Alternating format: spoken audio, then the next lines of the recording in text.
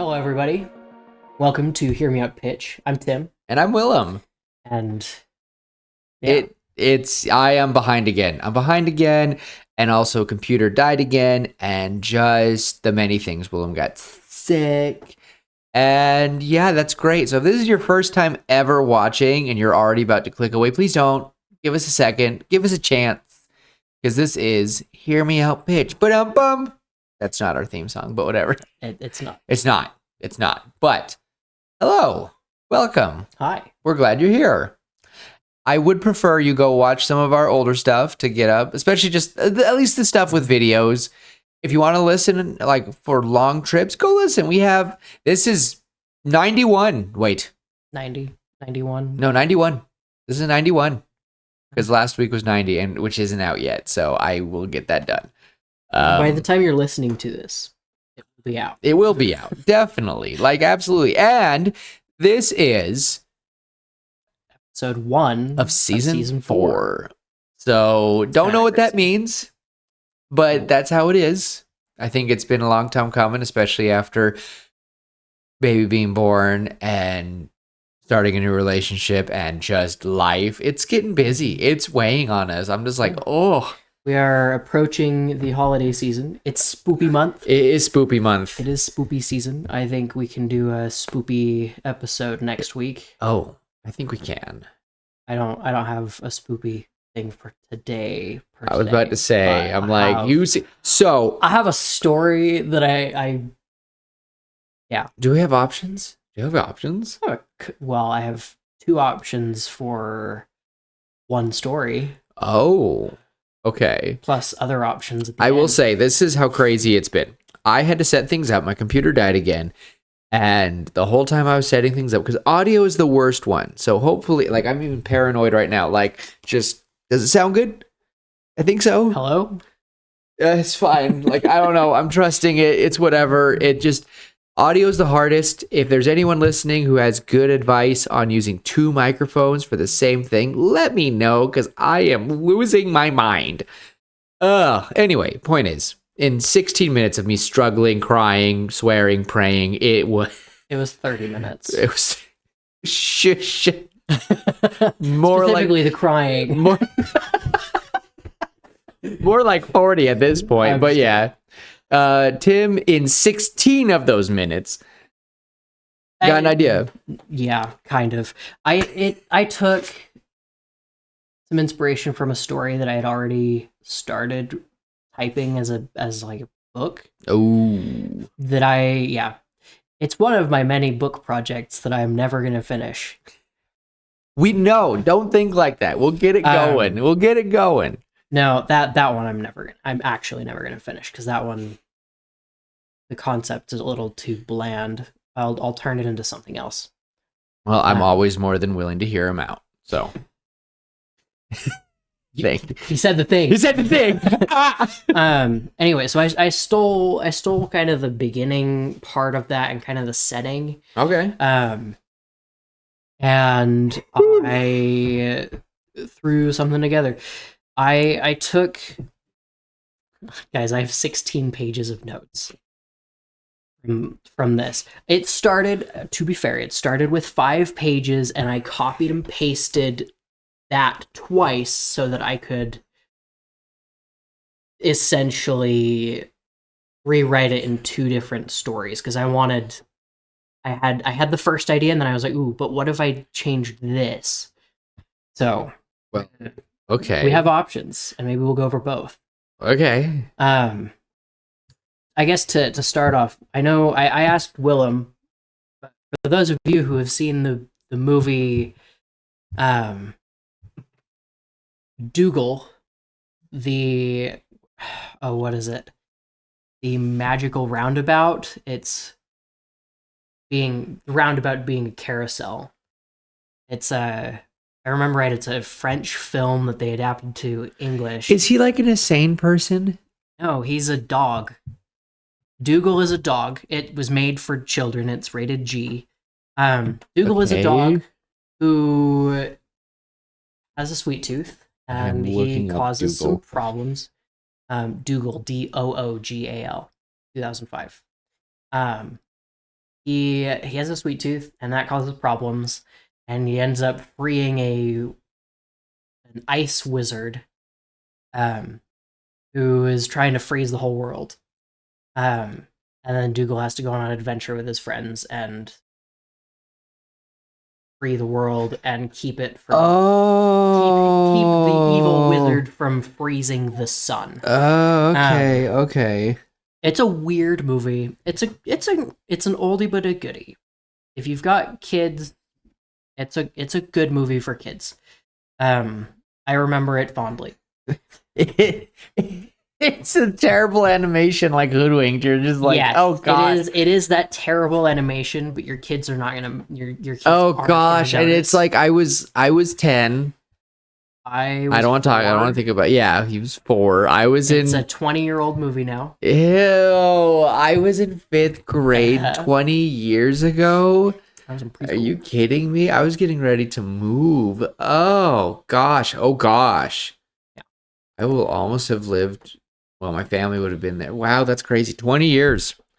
Wow. So another movie that I know you've seen is Narnia, The Chronicles of Narnia, The Lion, the Witch, and the Wardrobe. Yes. Where Narnia is frozen over because of the White Witch. Okay. So we're going Ice Wizard. Yes, kind of. Okay. This is a world that, I guess, I'm so shocked. I'll create the. I'm gonna world build for a second. Okay. I will admit I used a random name generator because I could not think of a name. And it spat out Carthmere, and I like it. Carthmere. Okay. So basically, this is a mountain village, up in the north of the world, right? So this village, the winter never ends. It is eternal. The sun hasn't even touched the valley in living memory. And yet there is a village and the people survive. And this village is the only place of actual warmth in the valley. And that is because it has a gemstone known as the Ember. It's a fist-sized ruby, that when you look into it, you can see a flame inside, almost like imagine a flame spren trapped inside a ruby. Is the flame like actively moving, or is it full on like frozen like Ember? It is an active flame inside the gemstone. Okay. This gemstone, within a certain area of it, is able to generate, I guess, summertime conditions magically. And so they basically the townspeople of Carthmere keep this ruby on an anvil in the center of town as like a symbol of how the Ember has kept the forges alive, kept the village alive. And it just radiates heat and keeps things going, and they've been able to build greenhouses to farm crops, and it keeps their fish hatcheries unfrozen. And so they are able to subsist off of the plants they grow, the crops they grow, and the fish they catch from their hatcheries, as well as whatever other animals they are able to hunt down and bring back. One night, the Ember is stolen. No. You never saw that coming, did you? The MacGuffin has been stolen. Was taken. I'm gonna name one of my dogs MacGuffin.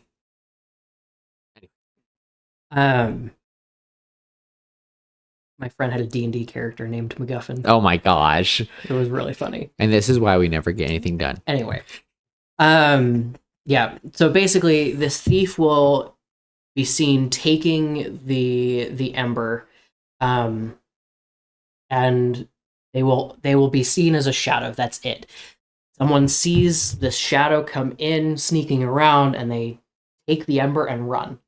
And they just kind of vanish into the white wilderness of death. And that next morning, forge is dark.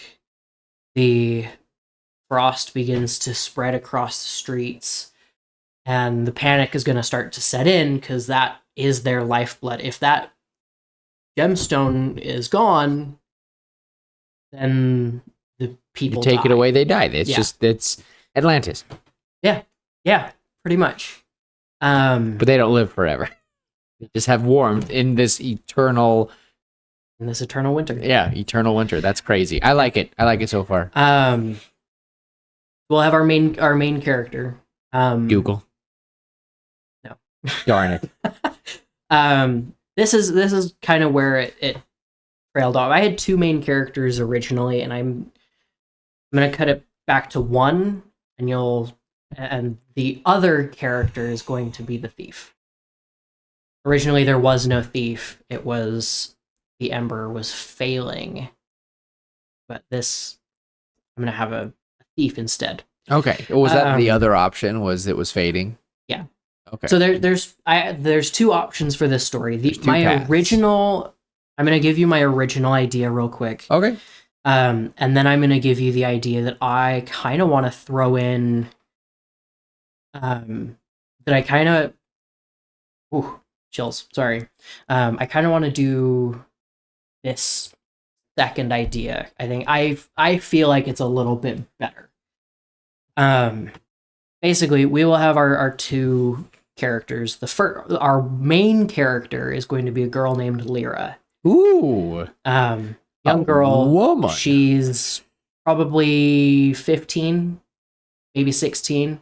Okay. And in her village, that is about the age of adulthood, when they start to take on the adult tasks of keeping the forge alive, tending to the fish hatcheries, tending to the crops, Just hunting. becoming your part of Yeah. the culture. You are becoming. You're not a kid. You are gonna be a part of this. You Yeah. are adding your cog to the machine. I just finished reading Edge Dancer. You are becoming the foot of your hordling. The one Kremling of your hordling. If you understand the reference, awesome. I love it. If not, I have forgotten. You said Warbreaker? no. Edge Dancer. Lift. Oh. Anyway, Okay. so basically, Lyra, originally I had the two, like I said, I had the two characters, and they were going on an adventure. They were going on a journey because they had just reached adulthood and were deciding what they wanted to do as their task, as their main job in the village. And so they decided that their job was going to be to figure out what's going on with the Ember. And I'm changing that a little bit to Lyra is now an adult. It is, I'm going to say 16. It is the day of her 16th birthday. She is now officially in terms of their culture, she is an adult. And so today is the day she needs to decide what her job is going to be.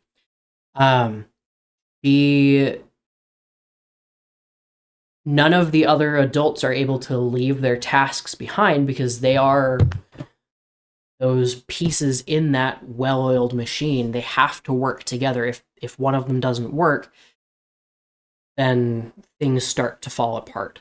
right? Well, I mean, if I feel like if this Like system there's some was so, cover. like, of course there's like cover. So yeah, you can't like you'd have to make sure like there are enough parts for it. So if someone is sick, there's someone to replace it. Like Yeah. you don't have one person who has all the knowledge of how to do that one thing. Like you don't sit there and be like, old man Rickety over there, he's the one that, gets the ember still hot. Like, and all of a sudden if he croaks, they're like, oh no, like they don't do that. Like We don't do that. Yeah. And the anvil is able to also siphon some heat. That's why they put it on the anvil. The anvil is able to siphon some heat and heat up various things underneath it. And so they have some pipes going. Like I throughout the city imagine to it's pipe just this heat into buildings. I just imagine it is just like a machine. Yeah. Like I imagine it's like there's hot because you mentioned I imagine that they just have and you said pipes and literally I just imagine there's a big old thing everywhere and there's like people just bing bing bing bing bing banging on the thing all day like shifts they're banging on it and that gets the heat they like bring buckets of ice or snow and that gets the water flowing. It gives circulation to the place where they've miraculously had fish. Like it's just really, I just imagine that it's just, and we don't have to go too deep into it, but I just imagine it is a very well-oiled, and I am a big fan of that. I've worked in many assembly lines. I've worked in many of those sort of things. So this is the type of stuff that I'm like, I like it. I'm kind of in a machinery mood too when it comes to this kind of stuff because in our D&D campaign, they just made it. For those of you who understand, their party just arrived in I can plug my ears. No, I don't. This isn't spoilers. They just arrived in Mechanus. The I mean, if you want to spoil anything, you can just keep talking. Order and clockwork. I'll just sit here. I won't listen. I'm in a mood for. I'm in a mood for machine. You're gonna love a certain book and Brandon Sanderson or a certain world that they mentioned. So, Isles of the Emberdark. They mentioned something, yeah. Okay. Cool. I have nothing else, just a few pages. I was like, oh, that it definitely is inspired. There's no way. Like after it was funny because when you introduced this world, I was like, he hasn't read that book. But Brandon's a big D&D nerd. Brandon inspired this world because this world is part of D&D, I'm assuming. Or is this something you made up? This story? No. Or Mechanus? Mechanus. Mechanus exists in D&D. Brandon has totally made a world that is Mechanus. The way you described it, I was like, Tim hasn't read Isles of and so I didn't know that you knew about, like, I was, like, confused. Anyway, that's funny. Because I was like, oh, Brandon, I forget that Brandon is a big nerd. You will see what I've done with the plate. Anyway. I'm scared. Basically, to kind of get things moving, Lyra is going to decide that she is going to pursue the thief, and that is going to be her job as part of this village. They have been able to store some heat in an underground chamber. I'm going to call it the steamery because it's basically that heat is trapped in steam below the city, and that is, or the town, and that's kind of what's piped through the town, and it's recycled as best they're able to. Is this place green? It's green. It's green and luscious, right? I've been imagining it's green and luscious. And imagine Whoville. Imagine Whoville from the Grinch, where there's snow everywhere, but there are places where there is some greenery. Well, imagine how scary it would be if it was like the whole world is complete. Like you think it's because you said it was summer. Yeah. Imagine this would take place more on like a continent, like, or in a country almost like Norway or Iceland or Greenland, I mean, or Russia, right? Where it is the northern part of the world. It's dark, it's cold. There are parts of the world that don't see the sun for 3+ months, and this town hasn't seen the sun in livable Norway memory. does that, right? Norway is one of the countries that does that, correct? Yeah, Norway, Alaska. Your poor grandparents. Yeah, Anyway, they love it. It's fine. they live closer to the to It's not as bad. It's not as it's not as bad. It's more rainy where they're okay. at. All right. Anyway, Sorry. Lyra is going to basically just go on this adventure. She is going to pack up. The hunters will always they are always prepared. They have big coats. They have their backpacks with all the things that they're going to need. They have rations to last them several days. They have. I imagine they have less spears and more javelins. There is or like harpoons. They have rope. They have ice picks. They have what they need to survive for a few days out in this snowy wilderness where there's long dead trees that have just been permanently frozen. There's what would live out there? What would be out there? Because there's no sun. Yeah. There's no sun. Yeah. This is a valley, right? So there's mountains on all sides. Yeah. Right. And so when the sun would come up and peek over, it's blocked by those mountains. Okay. So do they believe that there is like light, or is it like perpetual? Because now I'm imagining there are parts of the year, there are certain months of the year where it is brighter, right? Like it is light all day for 24 hours of the day. It's just not sunlight. Well, now I'm imagining like all of them have. Imagine dawn, right? Yeah. The amount of light that there is right before the sun peaks out, like maybe 10 minutes before the sun comes up. Yeah. Right. You're able to see what is around you. You can see that it's bright, but it's not as bright as noonday. So, right? Okay, then I'm definitely imagining there is definitely more of a system. Like this was the heart of the city. That there are gas lights. They illuminated. Like this thing was their heart. There is light. So I think that the scene of it being stolen would be plunging them into darkness. But they can survive off fire. They can survive off of the underneath the steam, and so they can last a little longer. And I imagine like everyone has lanterns. Wood. Right, and they have emergency stockpiles of lumber. The issue is because there is no sun, trees cannot grow. So all the lumber they have collected has either come from outside the valley, which is really hard to get to because they have to scale the mountains or go through the dangerous winding canyons, or it's come from the ancient, long dead trees that have just been frozen. And what if they lived in a giant volcano? Like it's dormant. It's a dormant giant volcano. You're kind of spoiling it. Oh God! Guys, he spoiled it. It is.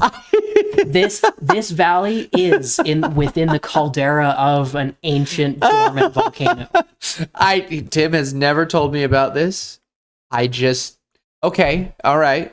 That's funny. I'm so sorry. It's a connection that you were likely to have made. Okay. I'm not stupid. I'm dumb, but I'm not stupid. Yeah. That's funny. Okay. All right. I'm just curious. My brain's going up. Here's the bad thing. Really quick tangent about me and Tim. We say this in so many episodes. The world building is what gets us distracted because we get really excited. Yeah, we do. So enough with that. So we just know for a fact it's cold. It's dangerous. These people know how to survive. And there are things like this is a vaguely magical world, right? There are. I'm imagining wampas or whatever. What's the thing that almost kills Luke? Wampa. Yeah, You don't like that scene? No. Or you don't like No. That's not what I'm talking about. The stupid whatever mini wampa from Jedi Survivor. Oh. Yeah, you know what I'm talking about. I have played many Elden Ring type games. But I think one of the worst things I've ever fought, I am trying to keep my language well behaved right now. Tim, if you've ever played Jedi Survivor, Are they in Fallen Order? I don't think they are. No, it's the second game. Yeah, if There's you've a ever reason played why I Jedi haven't played Survivor- the second one yet. Jedi Survivor is my favorite. Jedi Survivor might be my favorite Tim. Star Wars video game ever. Tim, I can't go back. Me neither. Yeah. There are yeah. We'll get there. I have Shut the I have things. You're spoiling it. I'm sorry. Tim has become very bold. He is the story man now, and I just sit here and watch. This is Tim's podcast. No, this is my episode. I have a story. He has many episodes now, and that's good. I have a story that I want to tell. All right. And I want to hear it. I want to hear it. Almost to the end. Actually, I have gotten to the end. There are 3 different possible endings, guys. Okay. Ooh, All right. maybe a 4th, actually. now that I'm Oh thinking about it. my We'll see. gosh. We'll get there. We'll get there when we get there. Yes. Anyway, It gets stolen. it gets stolen. It's cold. It's cold. Lyra goes out. She takes the hunter's gear on and she takes that out to go retrieve the Ember. So does she like pull a flick and she's like, I got this, and they're like, sure you do, like, or they It's more a or like Zuko. She's choosing to do it out of the necessity to save her people. Are there going to be others? The hunters will do what they can, but their primary job is to collect materials, I guess, and to collect food. From well-oiled machine. Yep. And it's like, we can't stray from the well-oiled machine. Well, we can't do it without the heart. Well, no, we have to just work harder. So you can do this. So how come, I'm just curious, how come there is no one else? I mean, I guess we have to want the lonely wanderer to do that, but what would be a good excuse that she will be the only one? And maybe it's just, is she the only one? It happened on her birthday. It happened on her birthday. And so she will be the one, like, there was good. She's the one that this is her job as part of this town. So there are the blacksmiths, there are the fishers. They're machinists. They are people that believe that machines run for a purpose. When you set the machine, so life is a machine. There is a purpose. So if this is your part, then that's where you have to do it alone, because that's the part that you are meant to play. All right, fine. We just need to really make sure to stress that their belief system is, that to survive, you have to do your job or everybody perishes. Yeah, like, it's just, and also just fate is set. Yeah. Fate is set. This is your part, no matter what. If you die by an animal, that was its part. They don't really, but also I can imagine they don't really like, I imagine that they are so precise that when they hunt things, it is just smooth. Like, F1, F1 or NASCAR pit crews. They are just well-oiled. Ooh, I'm liking them. They're very, I like it. Okay, all right. So she has a reason. She has to go. They're Madam, this is Shadows of Things to Come. Have you read that book? No. There's literally a book with that title, and I was talking about that with somebody today. No, I haven't. It's called Never mind. If you know what I'm talking about, if you know what a book's on, the titles are so big. They're like anime lines. It drives me nuts. Like, shadows of things that were once lost and that I need to find again. You're like, okay. It's a Continuing big for the 3rd time. I can leave. My fault too. I have questions. Lyra leaves, and she begins trekking through this wilderness. And there's going to be hills, there's going to be caves, and she'll find her first night, where it's dropping to negative 50 degrees. Right. She finds a cave as the cold really starts to set in. She needs to bump into a monster, and she like freaks out. And it's frozen. Sure. Okay. Not in the cave. Not in the cave, but like outside, because it's getting dark and she's cold. Yes. She's like, yeah. And she there are things out there, and they are just big. bump. I want her to bump. Big and woolly. I want her to bump into something, and she like looks up, and it's like towering over her, and she's like, ah! and then it's just like the trolls and Lord yes, Things. exactly. And then it's frozen, and she's like, Uh-huh. oh, like, stands up, smacks it, the arm falls off, and then anyway, sorry. Sure, I like it. I am going to pepper in Willemness. Just deal with it. Okay, go. Go. Yeah, she'll find that first night she's going to find a cave, and she will find remnants of a small fire that the coals are still vaguely warm. She's able to get the fire going again, but she's like, okay, this whoever took the Ember went this way, right? And she's been following their tracks, and so she knows the vague direction of where they're going. She now knows for sure that she is on the right path, because a fire like this, being about a day old, right, means that somebody was here recently. Tiny interjection, really quick. Yeah. I just imagine that her family is all hunters, and that was their part, and she thought she was going to be a hunter, so she's been learning all these skills her whole life. That's all I'm going to say. Thank you. I like it. Okay, that's like it. it. That's all I wanted. I am trying to fill out questions that they might have in their mind, and that's what you do whenever I do my story. That's true. Anyway, Willem, shut the fluff up. Willem. We're doing good. Yeah. 30 minutes. She's going to basically this pursuit of the thief is going to take her through frozen forests, through over some frozen rivers that she's able to kind of dig a borehole into to get some clean running water from going deep enough, because it's been frozen long enough that the water has frozen over pretty well there, but there is that layer of ice that has insulated the river. Ooh. Right, and so the river is able to run through underneath, creating these paths of flowing water, and she's able to collect fresh drinking water from these rivers.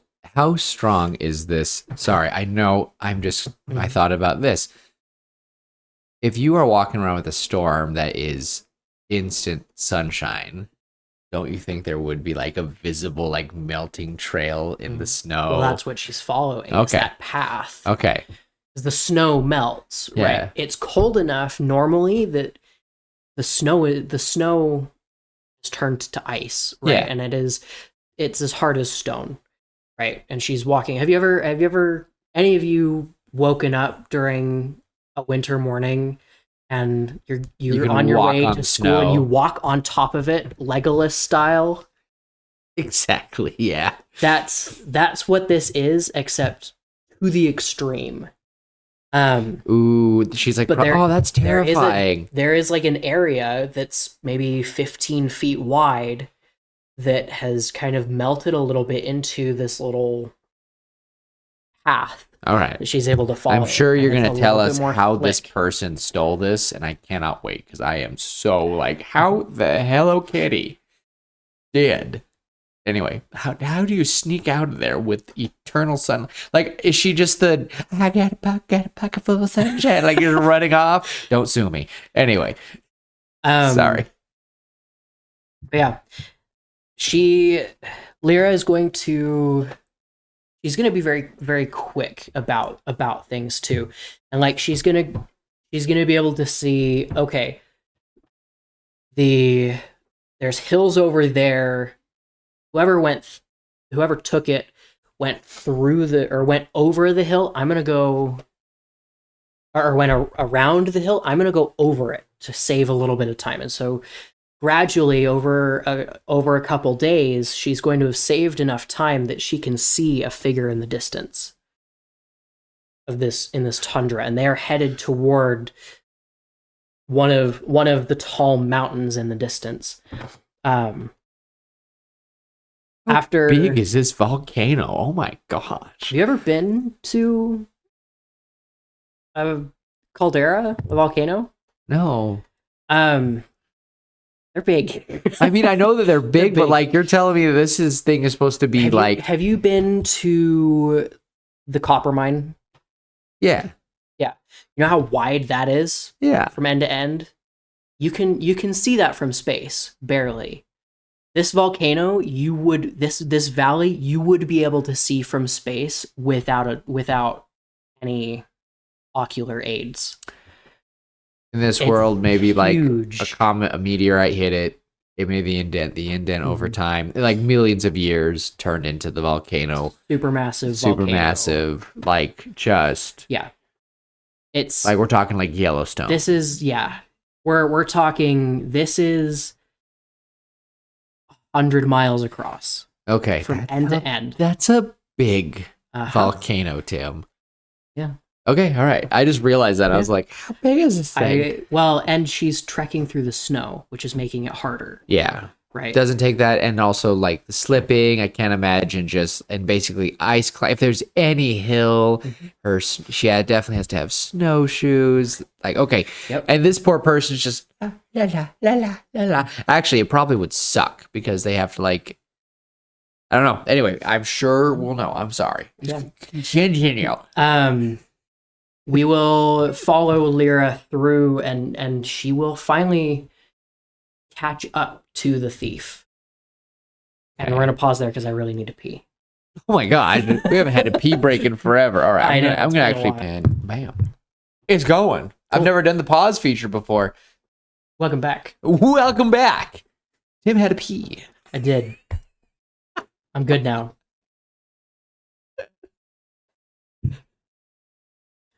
Okay. Yeah, finding the person. Lyra has super close. Just caught up to the thief. It's Schmeagol. And basically, right, the wind is howling.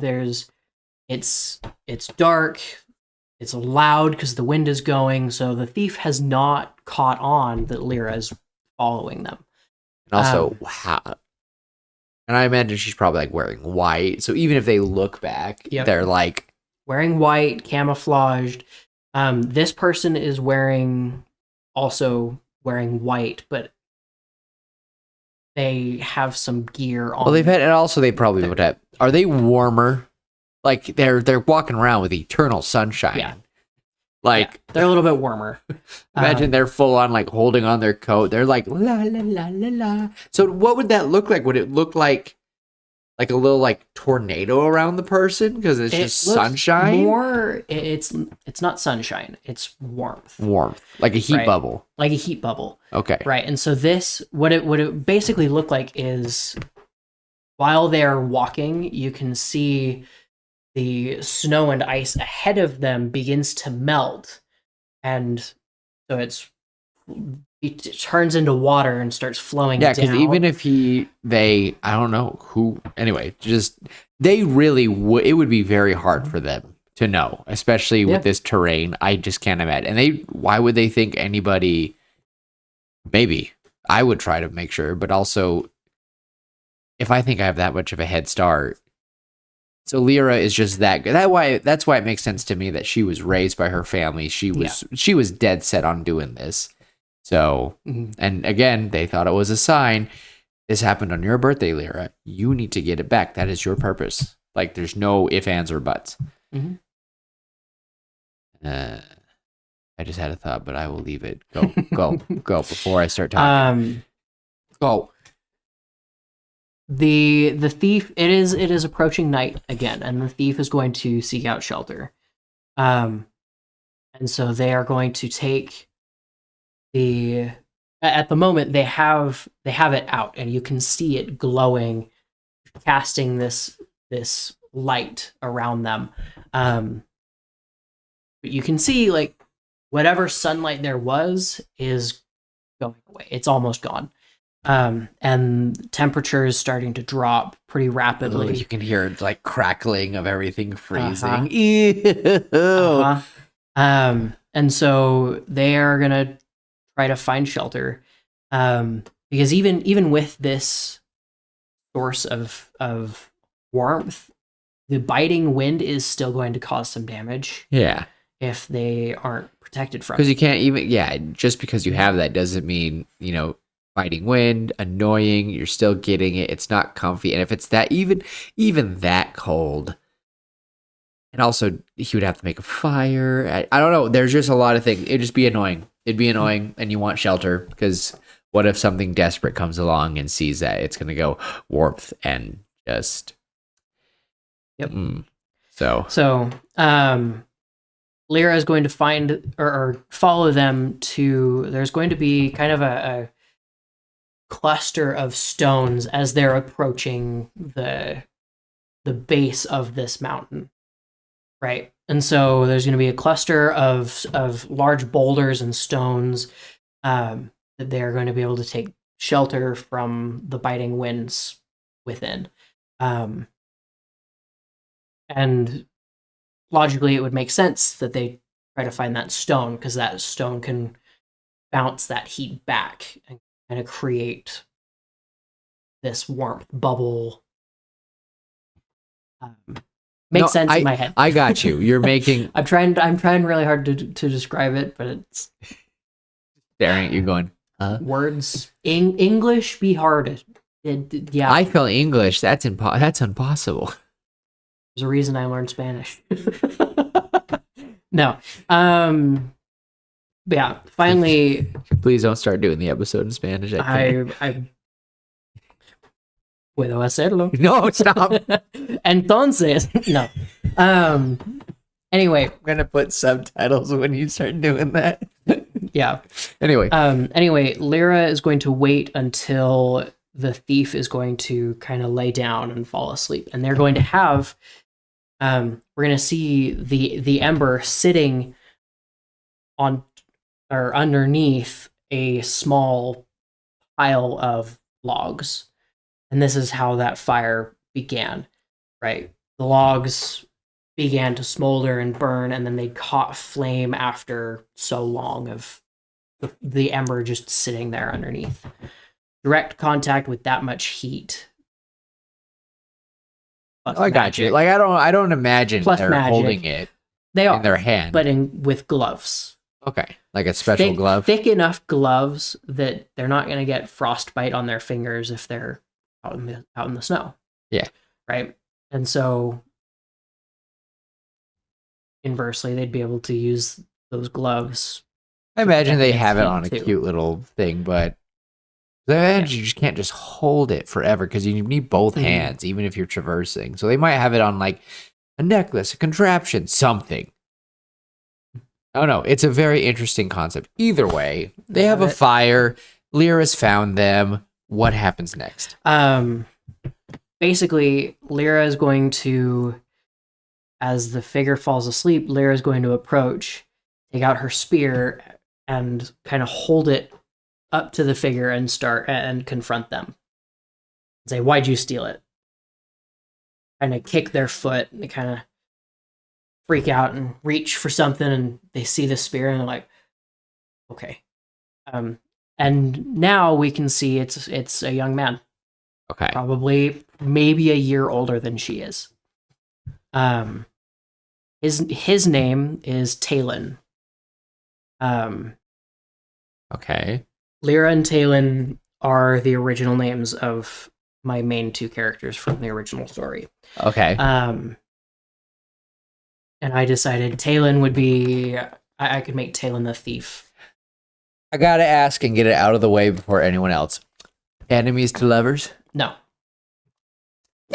Yeah, all right. I'm done. Just kidding. No. It's fine. I'm fine. I'm fine. I've read too much Fourth Wing.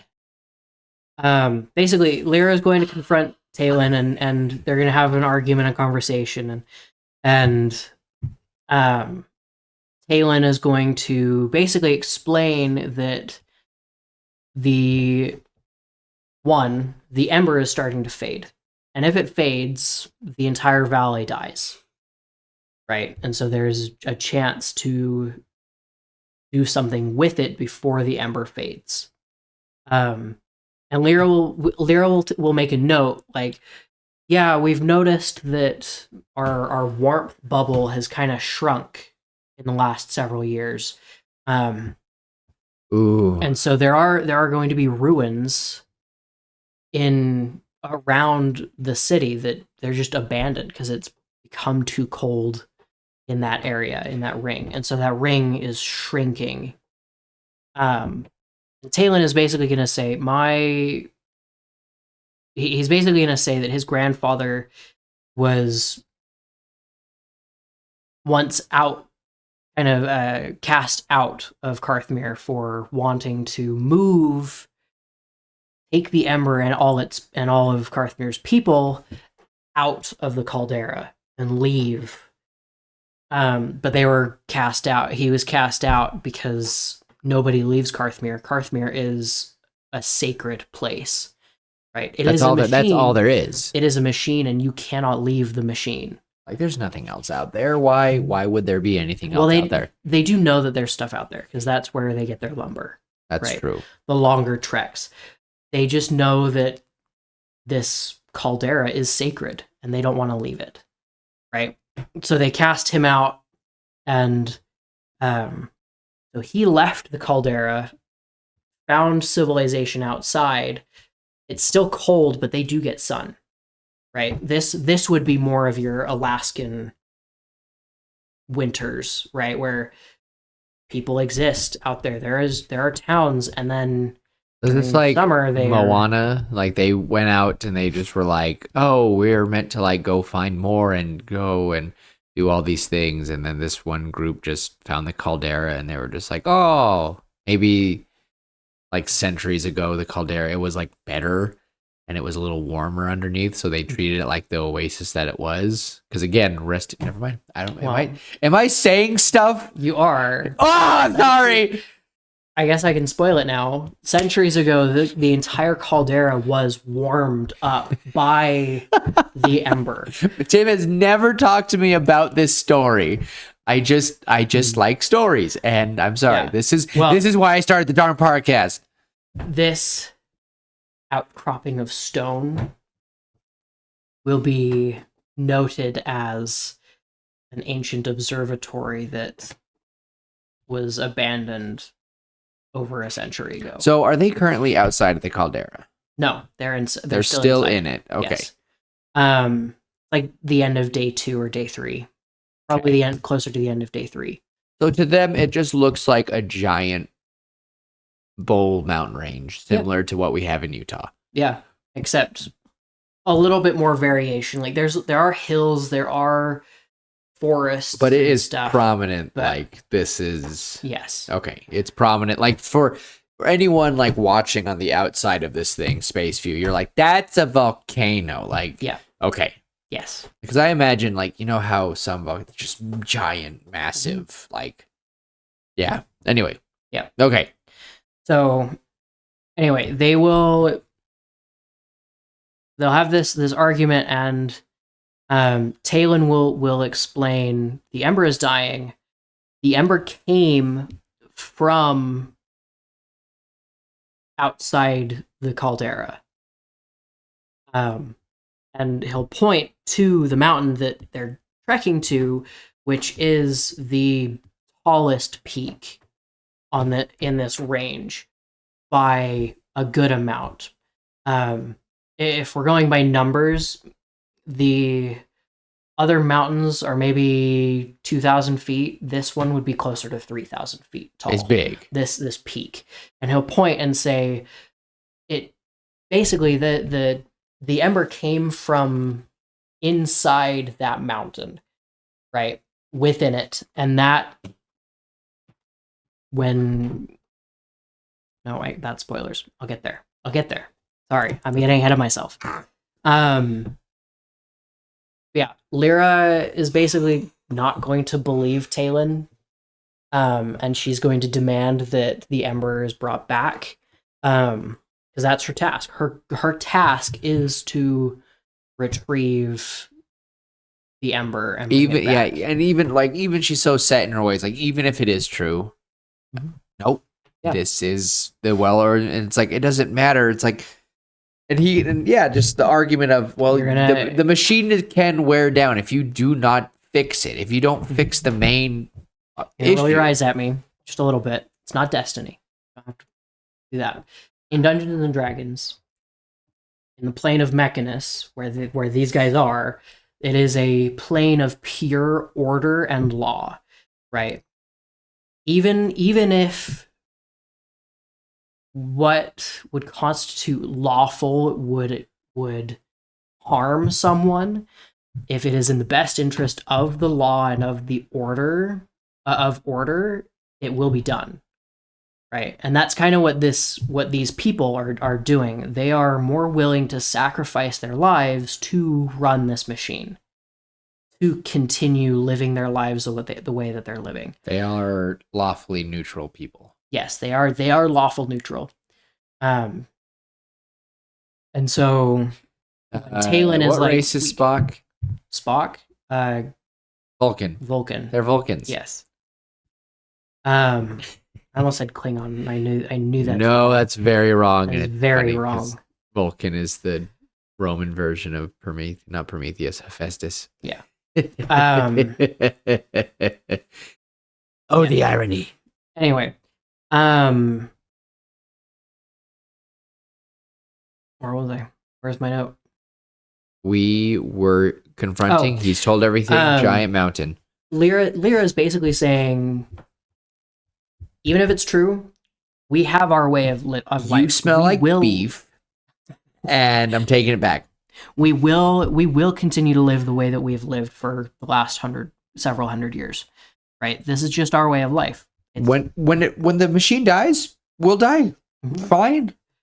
And the doubt will kind of be put in her mind, like, what if there is a better way? What if we don't have to have the machine? What if I don't have to just be a cog in the machine, right? What if I don't have to be what everybody wants me and expects me to be, right? And that's kind of that moral of the story, is you don't have to be what everybody says you have to be. Because he could ask her that, what's going to be your purpose when you get back? Because you fulfilled it. What happens to a person when they fulfill their purpose? Are you just going to be a regular hunter? You beat me to it by 5 seconds. I'm glad we're on the same page. This is why we do the podcast together, by the way. Yeah, we're very alike in some of the ways that it's almost like we've been making up stories for the past, 2 years. Not 2.5, not yet. Almost.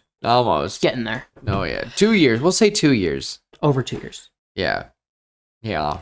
Yeah. Anyway, Galen is basically going to say, "Kate, look, if you don't believe me, the Ember is part of something bigger, part of something alive. And all you have to do is listen to it." And they'll kind of pause and she'll listen, and she will hear like a heartbeat coming from the Ember. And because the machine is so loud, because everybody's doing their thing constantly, it's been drowned out. They haven't been able to hear the heartbeat of the Ember. The Ember is a piece of the beating heart of the caldera. And Talon will basically say, "Look, if we can take the Ember back to where it was carved from, wherever it was taken from, then we might be able to restore this caldera to summer. Maybe an endless summer rather than an endless winter, where your machine doesn't have to be so harsh." And that's going to be kind of almost the I can't say crisis, but like the problem that Lyra is going to start facing is, maybe there is a better way that doesn't cause so much pain, and I could help with that, or I can fulfill my part of the machine and be what everyone tells me I'm supposed to be. I mean, it very is reminiscent of that story of, and just cultures in general. Like, do you stay with typical tradition, or do you try to branch out and learn more? Do you? I like it. It's simple, It's and a story as old as time. we've heard the story many times, but I really am liking it. By the way, I'm at the point where I am kind of merging both stories now.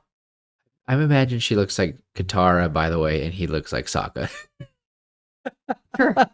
That's what I've been picturing in my mind slowly, like a mix of like Azula and Katara. Actually, no, sorry, no, not Azula, Moana and Katara in a way. Just I'm like, oh, Sure. so I don't know why, but I mean that fits. That works. It fits really well. I'm like, oh, so I like it.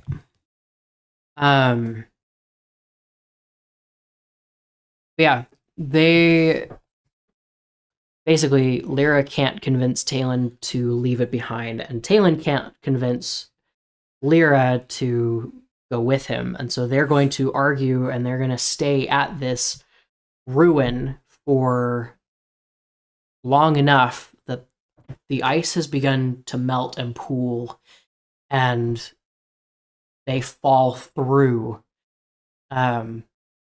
into this observatory like structure. Like it's going to be it's a domed facility, or I say facility, a domed building with stone arches coming to a point in the center. They've fallen through one of the sides, and there's piles of snow on one side, and it's not modern, but it's not super medieval, right? Like this would be almost Renaissance era stuff they're finding in this room. what if I'm going to say this line, and if it is the heart going to be a key for the observatory to work? No. Okay. I thought that would No. be a cute little flair. It could be cool, but no. Now their problem is they have to find a way out. Yeah. Right? They've fallen through the ice, and they've fallen a good 30 or 40 feet. Right? And so they can try to carve their way out, but that's going to take too long. So it's on so they were on the top of this observatory. Yeah. Okay. Yeah. And it'll kind of be revealed that the collection of stones that they were taking refuge in, that's just the top of the observatory. And but after all the melting, the ice, and it's such an old building. Okay. Yep. And they fall they've through. fallen through, and there will be stacks of there will be frozen books and a few skeletons that have just been long frozen. And yeah, it's going to be an observatory. Like it's going to be evidence. They will have his case. Yeah, exactly. It is evidence for his case, and he's going to point it out and be like, "Look, we are 3 days away from Hearthmere, and this is an observatory. People lived here, worked here, looked at the stars from here. You can't tell me that the Ember is not fading, right? Its power isn't dying.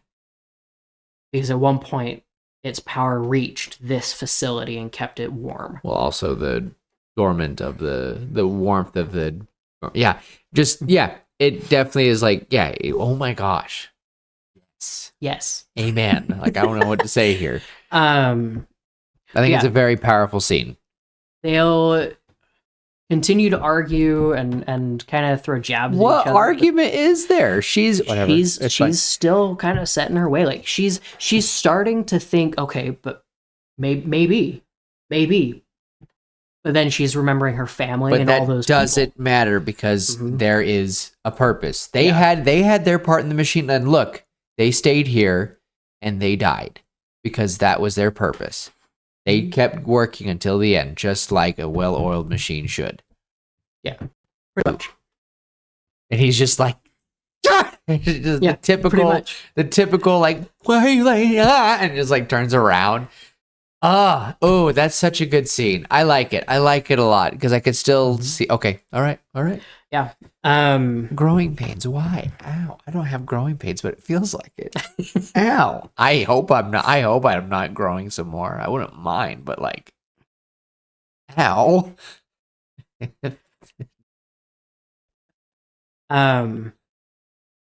Yeah. Um, she's kind of gonna wander off on her own, and there's not really There's not many places you can there's go. not many places to go. Like there are other wings of this building that are buried beneath, but are intact. Like they're just rooms buried beneath the snow, and so she'll kind of take her ice pick and she'll pick her way through, um, and she'll come to another. She'll come to another room that kind of has more, I guess, almost written in stone, right? Like tablets on the walls. I honestly was about to ask. I'm like, there has to be. Yeah. If they, because they're like, yeah. Well, and these stone writings, and she can read, right? Because that's one thing she was taught to do. Yeah. Everybody's taught to read, and she can read that basically this stone is telling the story of the Ember and how it was taken from the mountain to create, as a symbol, to create the center of this thriving society. And over time, the stone has lost its power and its size. It's shrunk. It used to be like this big. It used to be the size of like a basketball, and it is now the size of a baseball. And it's shrunk. It's lost some of it. It's lost a lot of its power, and so that area of influence has shrunk as well. Almost more than it. As the orb, as the ball shrinks, as the ember shrinks, it loses more space the faster, the longer it shrinks. That makes sense. No, got you. And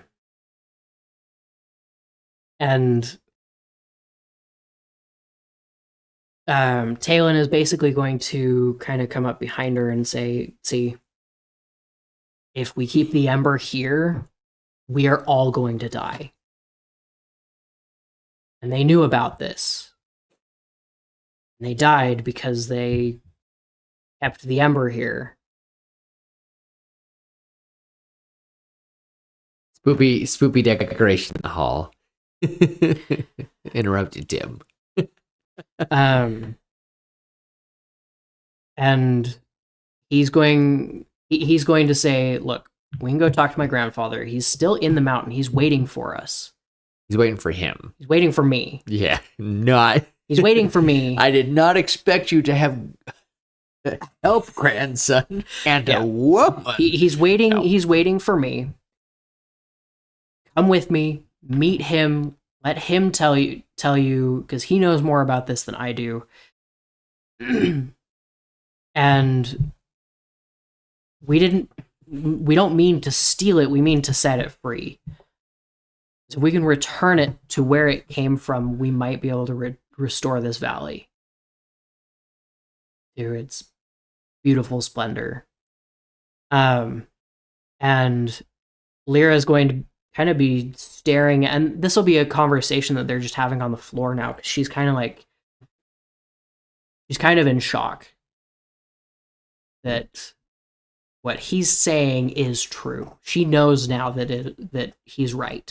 Shattered. Your worldview is shattered. Yeah. Like, it's completely gone. Not gone, but you're just like, darn it. You don't want this person to be right. You don't want it to be true. You would rather it's just the typical how it is with everybody. Sometimes you just are like, I would rather be comfortable and safe than go out there.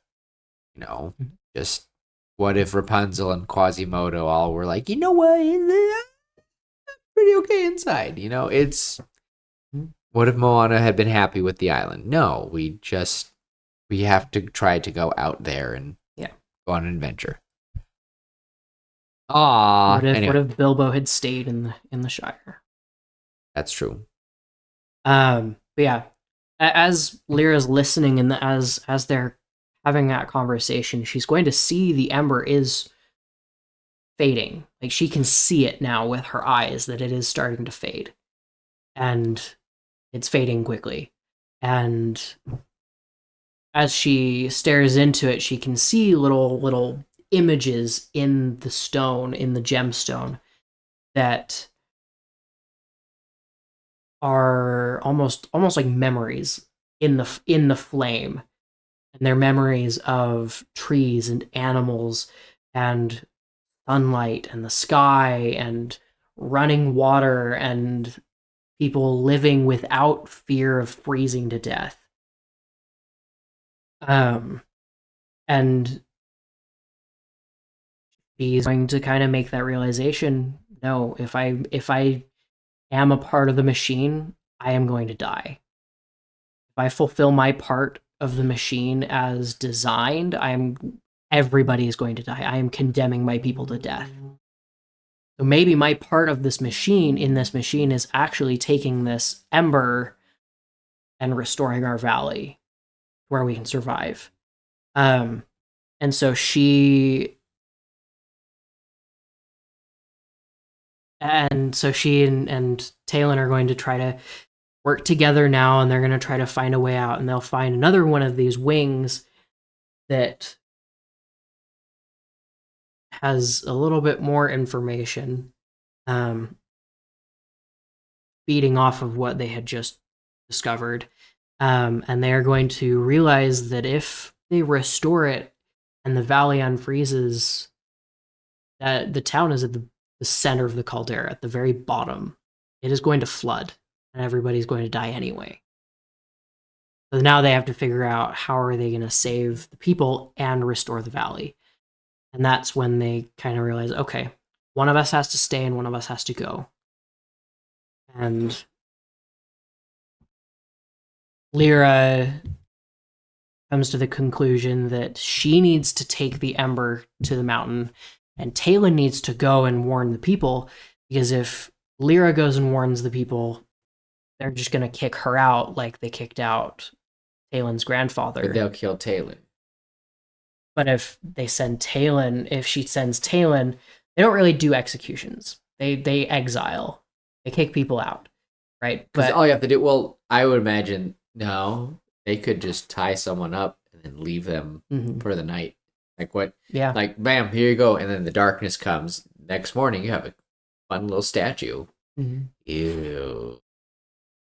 But yeah. So Talon's basically going to go and take one of a memento of Lyra's, something that she brought from home that her family is going to recognize.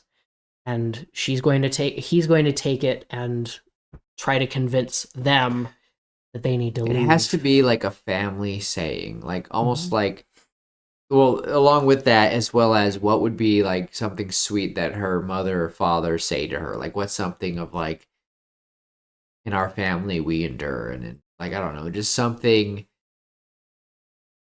like, you know, those scenes where like when Stitch says to Nani, you know, gets her to like Ohana, like family. Means family, and family means nobody gets left behind. Unless it's live action. Anyway, I'm kidding. We haven't seen it. We don't know. We haven't watched that yet. It's fine. But oh no, that's something like that. I would think the effect of like, it's the family phrase is like affirming, like here it is, and in her words, she's changed it, and her parents will go, no, they're right, and then they'll be the first two to like take the steps to start the trek.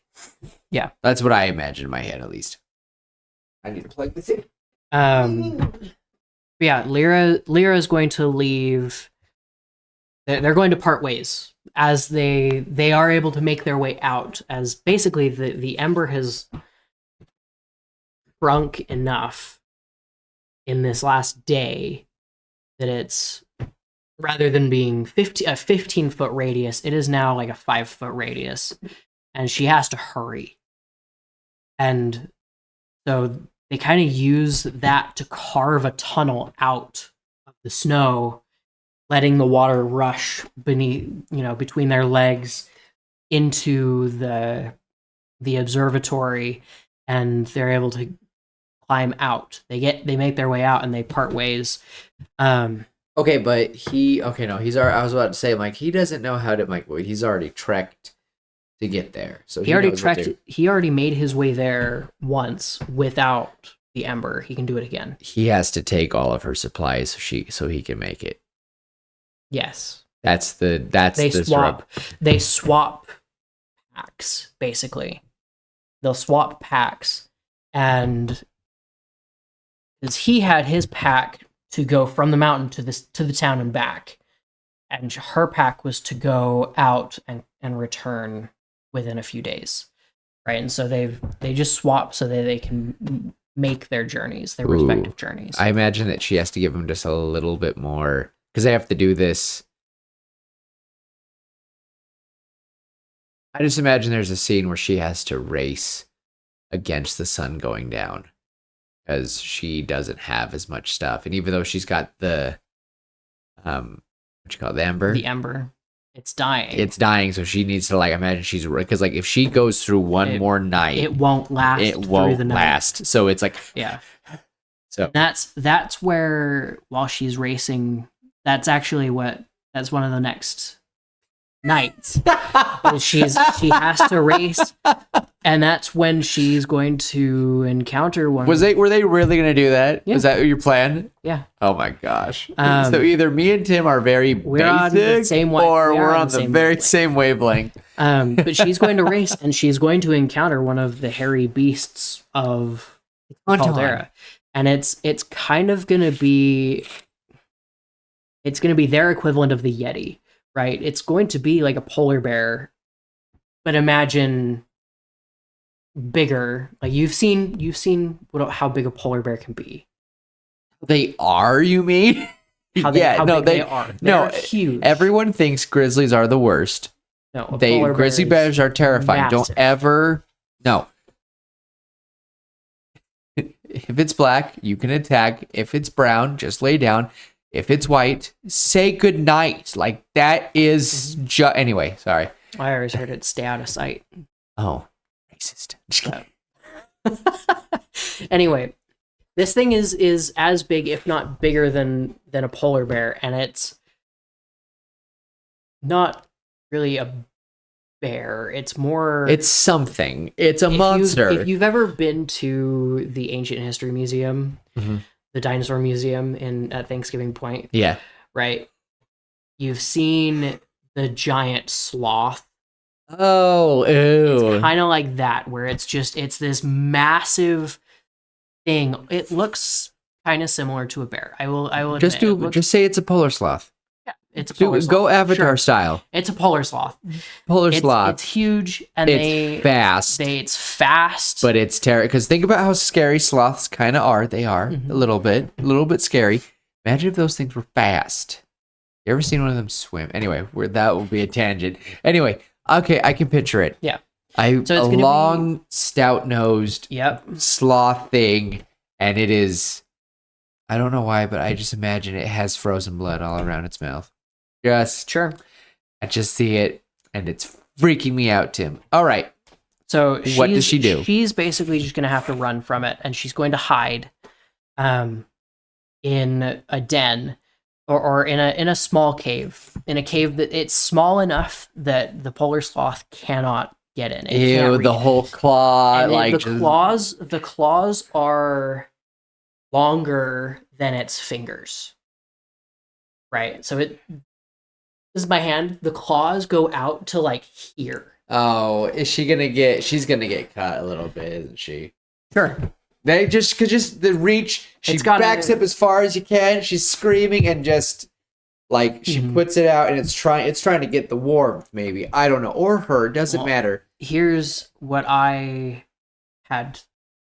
Sorry, Tim disrespectfully said, shut the front door. Here's what I had is the claw hooks the backpack. Oh no. So she has to scramble and get the backpack off, and she is left with her coat she's left with a little fanny pack that she has some rations in, and she's left with the Ember that is very small and very weak.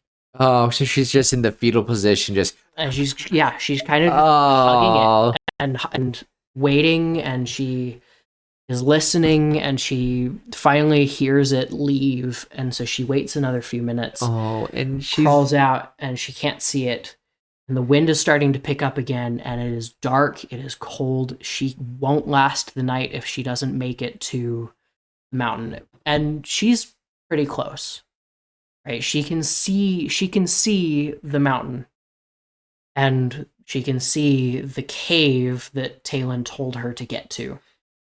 And so now she has to run and try to get there. And it'll be a little cliche, but she's going to pass out just steps away from the cave entrance, and she's going to fall unconscious. And then she's going to wake up on a stone bed, bundled up in blankets. She's going to have a cloth with steam coming off of it, a warm cloth on her forehead, and she's going to look over and see a little old man sitting next to a fire, just cradling the ember as it continues to fade. And he's going to start telling her a story about how the ember was once a majestic phoenix that lived within this mountain. and she doesn't get a word in. She's like, so do you know the story? Like, just immediately starts. That doesn't say like, oh, you're awake. The second she like start like, have you heard the story of the phoenix? Like, this is a typical, and she no. Yeah. Like, can't get a word in. I love that. I love it. He'll explain that when the phoenix died, rather than reincarnating and becoming a phoenix again, when it last died, it instead became an egg. And that egg became the ember that gave life to the caldera. And over time, as the egg has been away from its home and away from its birth flame, kind of its nest of fire, it has been dying. And now that it is here, it is so far gone that it's almost that it's maybe not going to work. If you really imagine if you killed a phoenix in a place that was terribly cold, what if the ashes couldn't relight? What if you froze the ashes of a phoenix? Mm-hmm. Could that kill it? That's a terrible thought, Tim. Yeah. You're mean. I know. I've never thought about killing a phoenix that way, and now I have. That's where this story came from. Oh my gosh. All right. The original idea was that this was an egg, and that Talon had been sent, or that.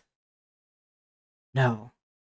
The original idea was that the egg was a phoenix's egg, and that the mother had sent out a scout to find it, and that scout had died, and the mother had no news of the egg, and so mother died and froze and was unable to reincarnate because the egg wasn't there. Because the egg is what would have allowed her to reincarnate. So it's not like they really reincarnate. It's that the egg would have hatched into a new one as well. Yeah.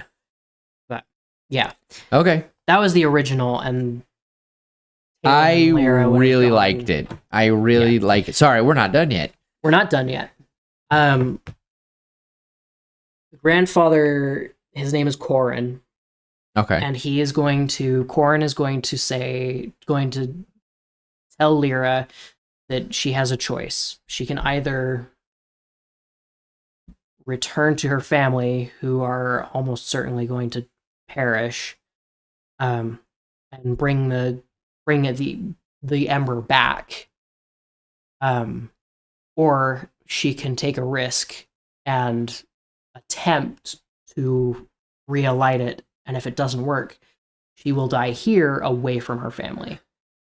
I mean, She has to make a choice. Yeah. And did they make it worse? I am curious. Did they make it worse? Did Talon and his grandfather technically make it worse by taking the egg out there? Did they like make the process go faster of it dying? yes. Okay. So that was the gamble. Heat in general is able to help sustain the egg, the ember. Yeah.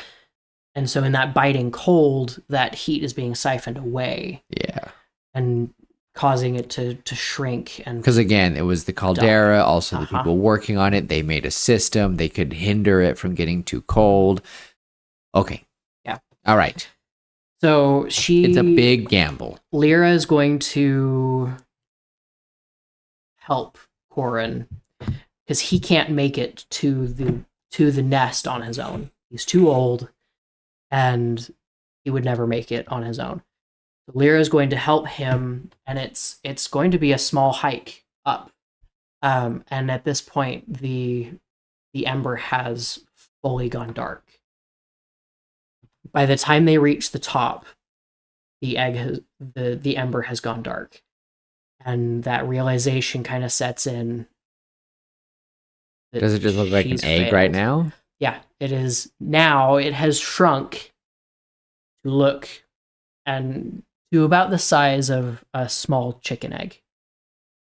Just this black little chicken egg. It's not even black. It is a ruby. It is red. Okay. It's just dark. There is no light in there. And she's going to kind of get sad, and Corin is going to start. She's going to get sad. She's devastated, and Corin is Tim. going to say, well, we have one option now. If we're to survive, jump.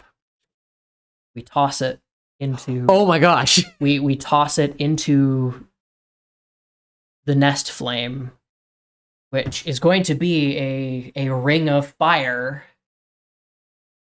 that is in the shape of a nest. Where is it at? At the top of this cave. This cave goes upward, and it goes outside. So there's that biting cold, and then it goes back inside, and then it back outside, and the back inside as it winds up and around the mountain. Okay. And this is in a very large cavern at the top of the mountain. And it's just sitting there, and the flames are kind of ebbing and flowing, going in and out. And yeah, Corin is going to say, we have one choice, and that's we got to put the egg, we got to put the ember. It's in the really, nest. he just needs to look at her and say, well, we've come this far. Like, yeah. There's either Pretty we much. keep going or we give up now. What's the point? And so she's going to... Still conflicting with the purpose. It's like, well, the egg's out. It's like, well, no, we keep... And it's cute because he can say, no, our purpose is here. That's how we were raised. I'm guessing his grandson was not raised their way. No. But the grandfather was. Mm-hmm. The grandfather found more people outside, found love, had kids. Talon came along later. So will this also help their village as well? Or is this... Oh, wait, yeah, because it's going to help the whole world. Their family's dead. Their family's gone. It's just Talon and his grandpa now. Okay, but I'm talking about his village, like where they've been living. They've been living in this cave. Oh. What about where... Okay, no. They came from another town. Their family died. So they came back here because this is where Corin was from. Corin was born and raised at this town in the center of the caldera and was kicked out. Will this help the other town that the other family's from at least, or? Not really. I mean, this is for the caldera. All right. But it will save the caldera. Okay. Just wait. All right. I'm sorry. It's like, I hate you so much. Yeah.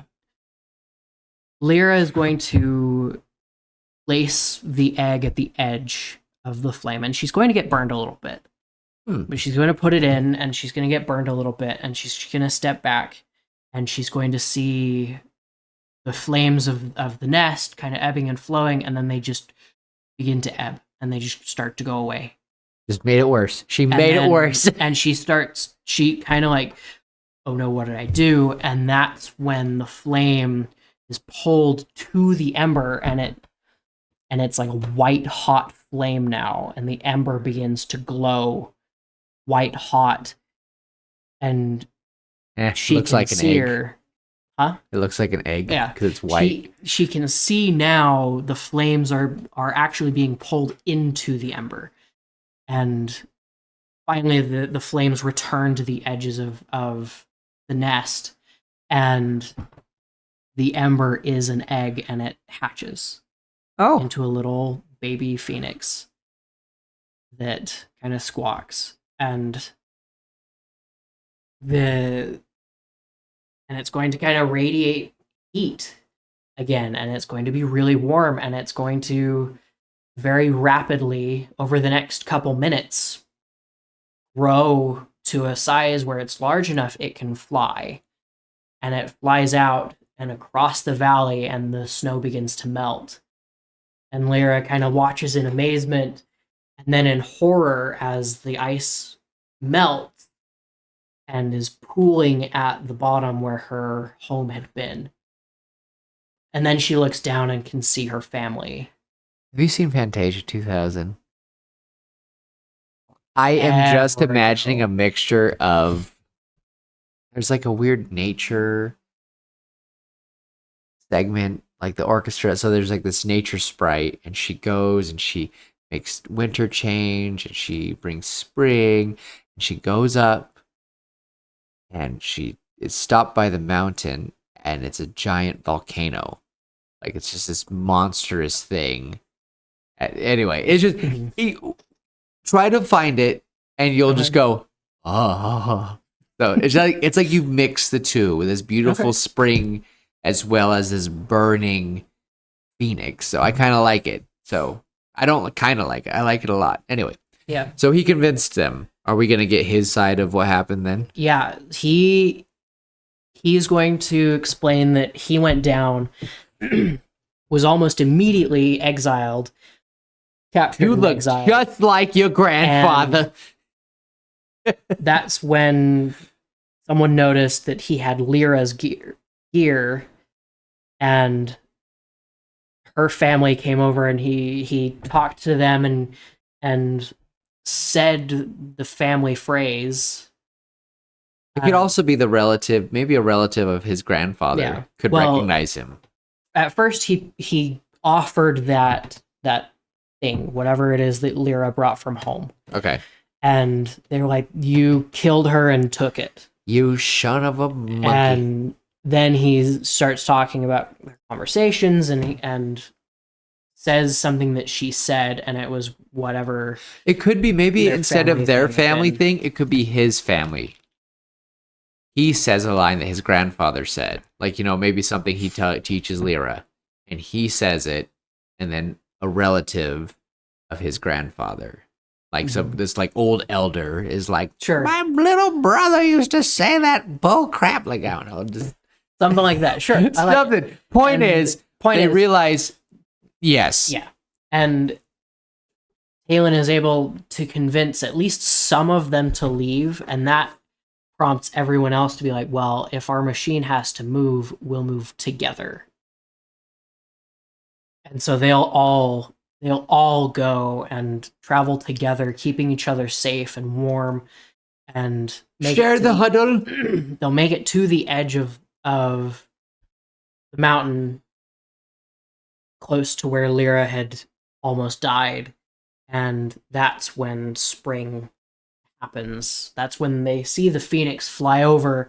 It flies across the valley, and by the time it comes back around, the ice has all melted and pooled at the bottom of Karthmere and turned it into a lake. fairly large lake with trees and bushes and plants, and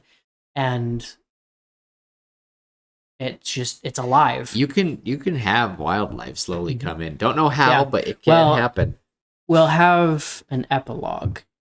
Okay. Where we will see it'll be a few years later, and Lyra and Talon will be working on something, I don't know what, and they'll look out and they'll see some deer and maybe a rabbit or two and a fox drinking at the water's edge together.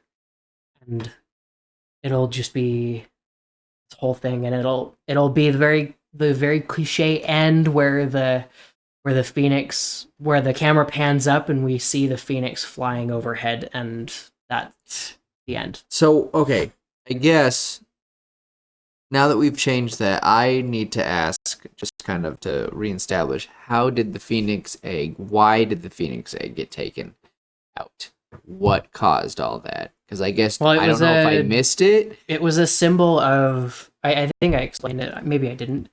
It Because was I a kind symbol. of turned it into a Moana thing, and you were Yeah. like, "Oh yeah," but Well, now it I'm was like, kind of a symbol of the caldera's life, and so they had taken it down to the center where it could be properly kind of shown off as the lifeblood of the caldera, and he used as a totem or an artifact as its mode of worship or whatever. okay, It was the most important thing in the caldera, and so they took it down to the center. all right. All in all, I think it's a cute story. Yeah. I think the basis of it is very sweet. I think it has a sweet ending. I think the phrase is something to the effect of, "What's the point of a machine if the machine has no heart?" Something like that. Just like that's the phrase that just something, because you almost had it. Like you said something like, "If we, what's the point of being here if the rest of our machine is gone?" Like just you said something, and I'm like, that is probably what the grandfather thought. He was like, there's something wrong. Like we know, is this really all that there is? And he left. I think he trekked out, went past the caldera, Yeah. and he found that it was actually like warm out there.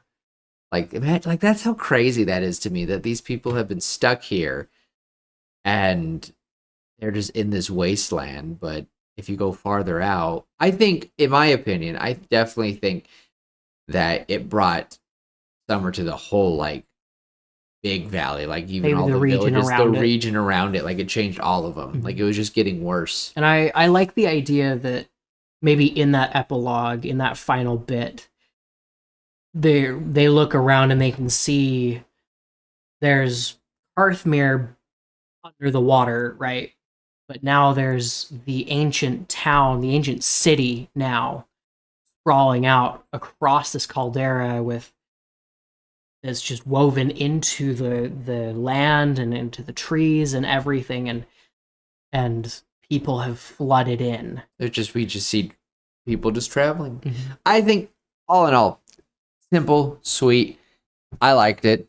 I thought it was fun. What is the name? I think the name could be the Ember in the Snow. That was the original. The Ember and the Snow, or the Ember in the Snow? In IN. All right. That was the original name that I'd come up with for it. Well, I love it. The Ember in the Snow, a Tim original. I loved it. That was fun. That was nice. I think that's a good start for season 4. So hopefully, and I've said this before, but hopefully by the end of this month, we are getting back into things. We still have 2 months, Tim, for us to get some certain stories out. But all in all, I think that was good. But before I send us off, Tim, do you have anything left to say? I mean, yeah. You guys know, you guys have been here long enough. You know the deal. I mean, not everybody. Not everybody. And if you're new, thank you. I liked the story. It was fun. It was a lot of fun. We'll get a lot of we'll keep working on a lot of new stories and stuff. I think this is a lot of fun. So these will become stories that yeah, people will be listening to soon. Yeah, and you know, You guys know the deal. Just as usual, love each other, be kind, and remember, try to you. Goodness, I just had a stroke. Oh, don't remember I had a stroke. Love each other, be kind, and remember that if there's no heart in what you're doing, it's not worth doing at all. There you go. That's it. That's the thing. Oh, Sorry for the stroke. no. And with that, everybody, thank you again. Until next time, we will see you later, pitches. Bye. Bye.